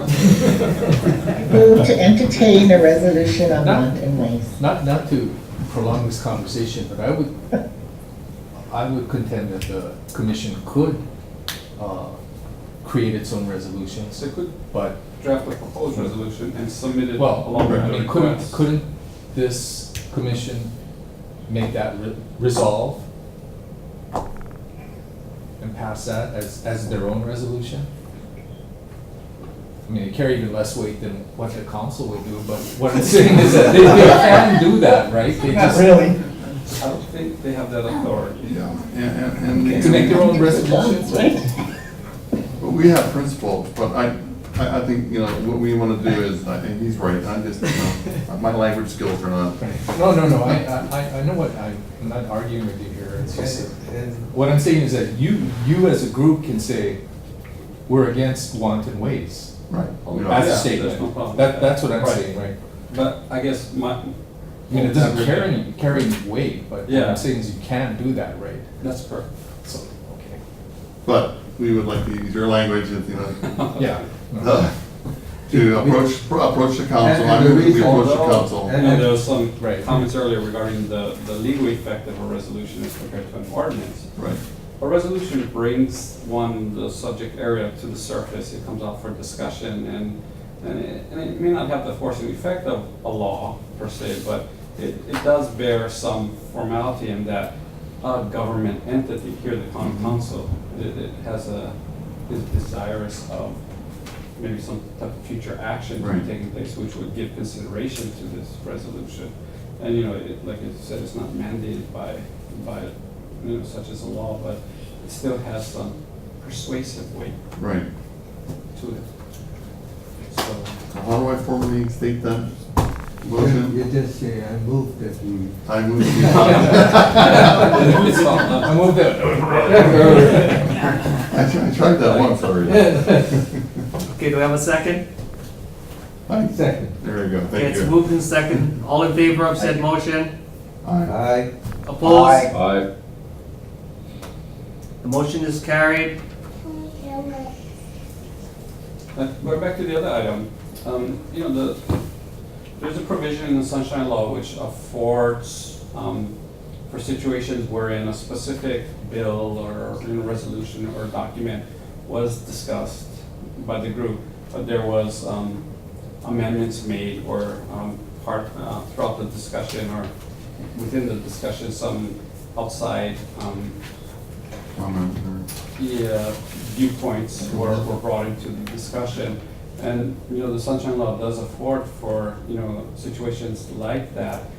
And the requirement is so long as the item that was agendized and the object that you're voting on, there was a sufficient nexus, is what the language states, between the two. So here, when I read the agenda, the actual agenda item was, that they wanted the determination needs to be made to address what part of the parts and a draft letter submitted by Vice Chair Tom Lodge. Does the chair hear a motion to review the draft letter, make changes if necessary, and submit to the mayor for his signature? So what I would propose is that language does seem sufficiently clear enough as to what they intend. You know, because the whole basis for the Sunshine Law is you want to provide notice to the public as to what specific items or actions are being considered by the board. And here I think it's sufficiently, it's clear that, you know, you want to draft a letter opposing the amended changes to HAR 124 and have the mayor send that letter to, on behalf of the county, to the BLNR for consideration. And I think those components are sufficiently and clearly identified within the agenda. So I think if this board takes action tonight to ratify or, you know, authorize the commission to send a letter to the mayor, you can identify who you want to draft that letter, and the letter can go, you know, sufficient basis, you know, to move forward, and then that will not have to be voted on at the next meeting. So, so we did that. Okay, so we I can don't bring think it a back. vote has been taken. Yeah, I haven't heard a motion to. Yeah, so I can repeat this motion again, and then we'll go through the vote this time, right? I would put it there that you're gonna identify, are you gonna, but generally what happens is the board approves the chair drafting a letter, because generally the chair of the board is the body that submits any communication back and forth. So the language I'll be voting on in the motion is, does the chair hear a motion to review or to authorize, himself to send a letter to the mayor requesting that opposition to the proposed amendment changes to HAR 124 be considered by the Board of Land and Natural Resources. I so moved. Something to that effect. And it would be good if Mark seconded it. Mark, did you second that? I'll second that. Okay, very good. Okay, we did discussion, so shall, those in favor? Aye. Aye. Those, any opposed? The motion is carried. Cool. Okay, what I can do is once the letter's drafted, I can review it before it goes out. I can actually get it to you and then, Not more than 2. right. Okay, one thing with the resolution, if each of you can speak to your whatever, your council person in your district, and at least ask them, talk to them about this, I think that'll be a good start. Wanton waste. Yeah. About the resolution for wanton waste. Can I get a listing from somebody? Sure. I'll you, yeah, Okay. agendize it for next meeting as unfinished business. And discussion will be a request regarding a draft resolution. And kind of have something in mind where you can draft up, because you're going to request, you're going to send, send a communication to whether it be council or to the mayor requesting that this resolution be introduced. And probably have a good idea to have some type of basis as to what you want to see incorporated in the resolution. So I would recommend that you agendize, similar to what we just did with the letter, with the mayor's letter regarding the BALNR. And then you can just have that discussion at the next Okay. meeting. Great, thank you. Okay. Yes. No, It'll be on the agenda for the next meeting. the chair can set that agenda. Yeah. Okay, new business. I know the Kona guys had a couple of things. Yeah, I do. This is Rob. Okay, Rob? I've been trying to get this one on an agenda for a long time, which is the valuing our animals. Okay. So I would like to please put that on the agenda for next meeting. I believe, if I understand correctly, that it has to be on the agenda first before we make a subcommittee. Is that correct? That's correct. Okay, so yeah, that's my request, number one.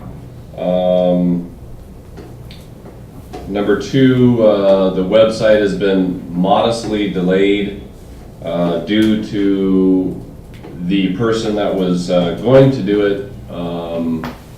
I came to the conclusion they were not the right person for it, so I have since found another person, and they are currently working on it as well as graphics for it, which is an extra. And I'm just working on getting the rest of the material for the website at this time. The third item would be, I wanted to mention a possible NRA meeting with GMAC in the November timeframe, and that would be in and around the next NRA dinner in November, which I'm not exactly sure when that is, but sometime mid-November. And the purpose of that meeting with the NRA, or their people anyway, would be for a number of things that GMAC could and would be working on or with them. So feel free to ponder that through all the members and come up with some questions like you are doing with Excuse me, Rob, is that you're talking about the Friends of NRA? Right, dinner, that's correct. Right, okay. But it is around that time frame, give or take a few days. I'm not Right. sure if it's beforehand or afterward. Glennon, who was here earlier tonight, is helping with that. And he knows them, and so between Glennon and I and Glennon and them, hopefully we can put something together. He's already mentioned it to them. They actually do show interest in that already. It's just a matter of nailing down a time and a date. I'll let you know on that as it comes, the information comes in. What's the difference? Okay, Rob, thank you. I Yeah. you know, I don't for next agenda too. And NRA. Okay, okay, yeah. I think, What's the difference between the NRA and the Friends of NRA? Friends of NRA is a sponsorship, sort of. They do auctions and things like this. They raise money, and a big portion of that money, you know, stays here on the Big Island for projects that go on. Leon? Yeah, Chair. I would like to agendize for next month's meeting, media outreach. We've talked about this, over and over again, but we need to get this on the agenda and see if the group wants to make an ad hoc committee that gets either an ad hoc committee within the commission or select some people outside the public to work on a media outreach. I don't know if you've heard or listened to much radio, but you'll get little snippets from the Nature Conservancy group and stuff like that, and they kind of give their subjective view of the watershed program and its purpose. And that's just one example, and I think we need to talk about maybe getting this media outreach committee together so we can educate and inform the public of issues and topics concerning management of Hawaii's game and fisheries through media outreach. So I just suggest that we get this agendized for the next meeting.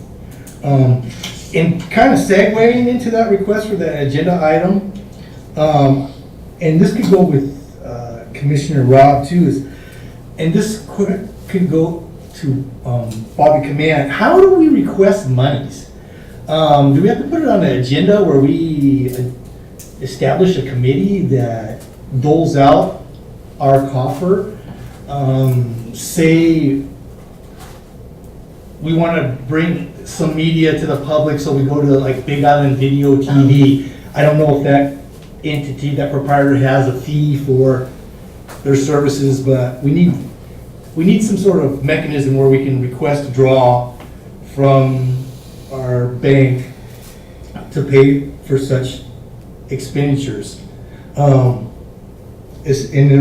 Rob's case that I was talking about, is for the website. If there's some graphic extras that come up or whatever, we need to formulate some sort of standard where we submit a form, it's voted, it's agendized and voted, and then money's allocated. When are we need to think about that. I think we can talk more about that later, or at the next meeting when it's agendized. The one thing I will say is that we may have procurement issues that we need to go through when expending money. Like you said, you would make the request, and then it would be up to us to probably figure out how to do that. If we're talking about a significant sum of money, we're talking about putting it out to bid or request for a proposal. There's a number of different ways to do that, but maybe we can be more prepared to discuss that with everyone at the next meeting when we talk about, like you said, how you fund something through GMAC. I can't give you my P card if that's what you're asking. Okay, all right, is that it, Leon? Thank you. Yep. Okay, Dwayne? Yeah, I have the information on it, and perhaps Lisa can help me with this, but I have heard. Mike, speak into the microphone. Thank you. I have heard that Nahalahele is having a statewide meeting, I believe on July 24th. Is that correct? Yeah. and that it is open to the public. And where is it at? Could it At, be at the DLNR right. DOFA office? Here or in Honolulu? No. Here. Okay. And I think, at what time would that be? You know, I need to find out, I think it's all day long, and then their regular Na'alahele Big Island meeting is that evening in Waimea. Right. So, and Na'alahele is about the statewide trails system. So if you guys are interested, Every chain. please attend. There is a Big Island Na'alahele meeting in Waimea that, is that the same evening or the evening before? No, I wanna say it's the same evening, but, we can double check. And Okay. it should be posted with on either the DLNR website or with the Lieutenant Governor, because it has to be up Okay. 6 days. in But advance. just for your information, and the other bit of information is on the 19th, there is a cabinet for a day. Mr. Ayla, Ms. Kia Aina, the land manager from Honolulu, or the state land manager, and the state parks administrator, I believe, will be in town for that meeting in Hilo. And I believe that there's going to be a meeting on the Kona side as well. I don't know what the date is on that. You might want to check with the Kona liaison for that information. And that's it. I have, for the agenda is. For new business for the new agenda? business, Okay. The Families Afield program, which is initially, I think, done by the Wild Turkey Federation, with the National Sports Foundation, NRA, and these other groups. I mean, talking about the NRA, Friends of NRA. Families Afield is a hunting mentoring proposal, which would change the hunter ed laws in Hawaii, to where you could take somebody out hunting without a hunter education card. Let's see if they're interested in hunting for a couple of years before they go in and take their hunter ed classes and tests and so forth. So it's a way to get families, wives, spouses, uncles who, don't hunt, to get them involved in hunting, so we can kind of expand our ranks somewhat as well, and get maybe kids involved, to let them maybe take a test. Okay. All right. I think that's good. Thank you, Tom. All right, put that down. Okay, that's almost it there. I have one more, it's Christopher Lepchik. I don't know how you say his name, Mel. He's the Ecosystems Management, Wildlife Ecology, Landscape Ecology, Human Dimensions at CTAR. You sent me the link. I can't remember how to pronounce his name. Yeah. I think he's, I'm gonna ask if he can come to one of our meetings one of these days, maybe later in the year. I think he has opportunity to work a lot with Pu'uawapu and Hulu areas as far as being the wildlife ecology, landscape ecology, and how humans affect that and so forth and all that, so. I might try to ask him to come over from the university for that. All right, other than that, let's see, next meeting, August 26th, West Hawaii Civic Center, 6:30 p.m. August 26th. Yeah. Which is that? It's the Kona West Hawaii Civic Center, what's it called? Yeah, West Hawaii Civic Center. West Hawaii Civic Center, and you'll be in Building A, the County Council Chambers. Are